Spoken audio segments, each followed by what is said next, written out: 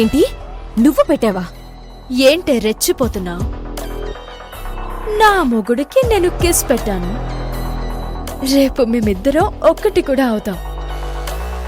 మధ్యలో నీకేంటి బాధ? ఏయ్ కావేరి, ఇదంతా నువ్వు కావాలని చేస్తున్నావు కదా?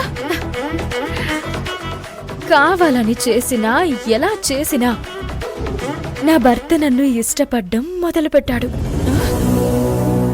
మీరిద్దరూ తోకలు ముడుచుకుని పోండి. కావేరి, ఇల్లు అలగ్గానే పండగ కాదు, నీ సంగతి చూస్తాను. పిచ్చి పిచ్చి వేషాలు వేయద్ది యమజ. నీ కౌంట్ డౌన్ స్టార్ట్ అయింది. ఎప్పుడూ నువ్వే గెలుస్తాననుకోకు. ఓడిపోయిన రోజు నీ పరిస్థితి భయంకరంగా ఉంటుంది. ఓడిపోవడం నా జాతకంలో లేదు. ఏదో చిన్న పని చేసి మిడిసిపడకు.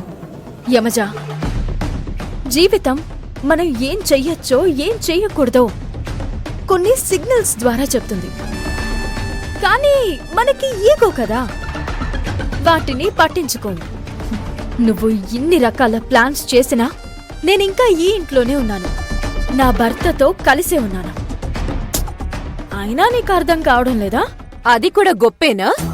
పనికిరాని ఛాలెంజ్లు చేసి పడిపోయినట్టు డ్రామాలాడి ఇవన్నీ చేస్తున్నావు. దాంట్లో తప్పే ఉంది యమజ.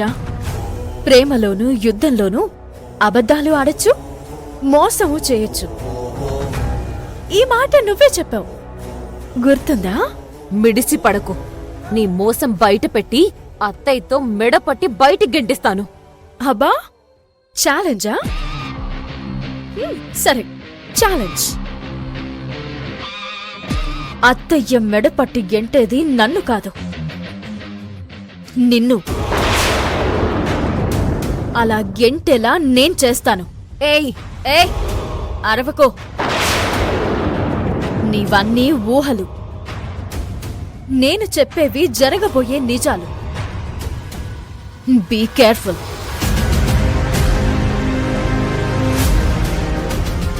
అలా నీ సంగతేంటి? ఏదో ఒక పంచ్ డైలాగ్ వేస్తావు కదా, వేయి. నా సంగతే ఉంది కావేరి.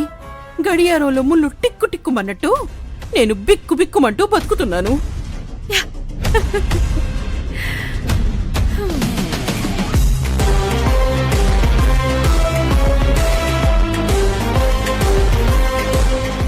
నువ్వేంటి అలా సరెండర్ అయిపోతున్నావు? శివజ, కావేరిని మాటలతో కాదు చేతులతో గెలవాలి. ముందు ఆ సంగతి చూడు. ఏదో ఒకటి చేయాలి.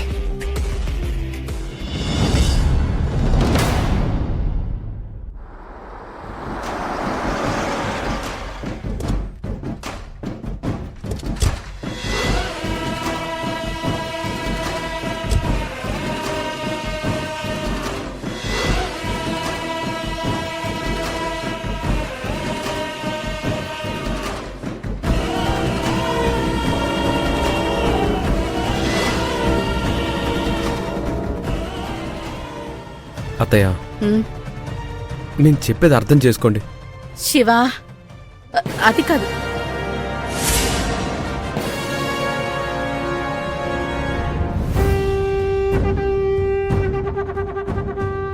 నమస్కారం. నమస్కారం. నమస్కారం.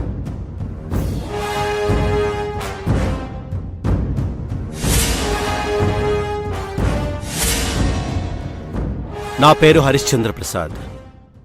ఈ నియోజకవర్గానికి ఎంపీని. కూర్చోవచ్చా?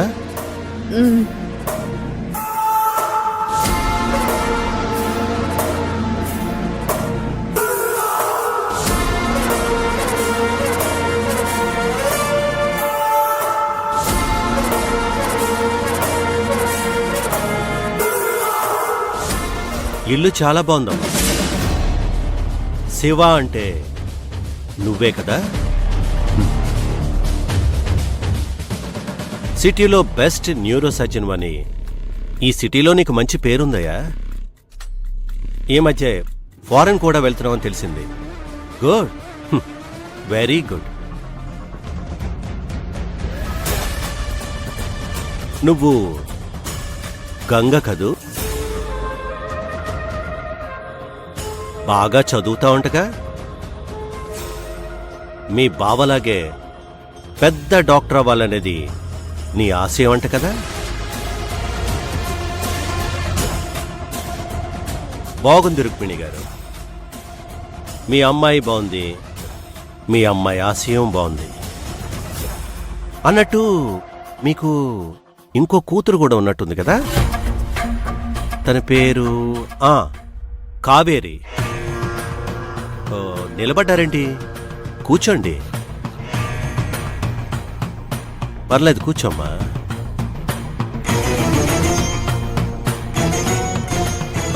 డాక్టర్ గారు, మీరు కూర్చోండి.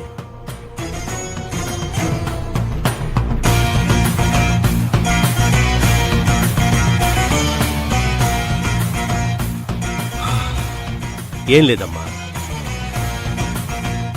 మా అబ్బాయి 2 రోజుల నుంచి కనిపించట్లేదు. దాని గురించి మా పిఏ వచ్చి మీతో మాట్లాడాడంటగా? అవునండి, కానీ ఆ అబ్బాయి గురించి మాకేం తెలియదని చెప్పాం. అలా చెప్పినా నేను ఎందుకొచ్చానో తెలుసా? నాకున్నది ఒకే ఒక్క కొడుకు. వాడంటే నాకు ప్రాణం.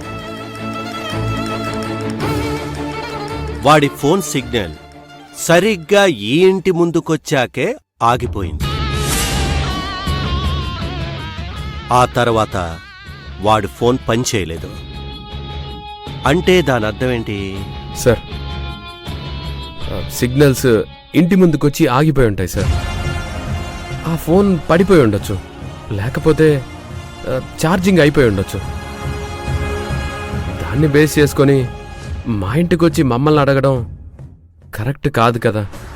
రూల్స్ చాలా బాగా మాట్లాడుతున్నారు డాక్టర్ గారు, కానీ నేను రూల్స్ మాట్లాడితే ఎలా ఉంటుందో తెలుసా? నేను తలుచుకుంటే మీ ఫ్యామిలీ మొత్తాన్ని స్టేషన్లో ఉంచి ఎంక్వైరీ చేయించగలను. కానీ నాకు అలా చేయకూడదనిపించింది. ఎందుకంటే మంచి ఫ్యామిలీని అనవసరంగా ఇబ్బంది పెట్టడం ఎందుకు అనిపించింది. అందుకే నేనే స్వయంగా వచ్చి అడుగుతున్నాను. అలాగని మీరు ఏం చెప్పినా వదిలేసి వెళ్ళిపోతాననుకోవద్దు. ఎందుకంటే నాకున్నది ఒక్కడే కొడుకు. వాడే నా ఆస్తికి వారసుడు.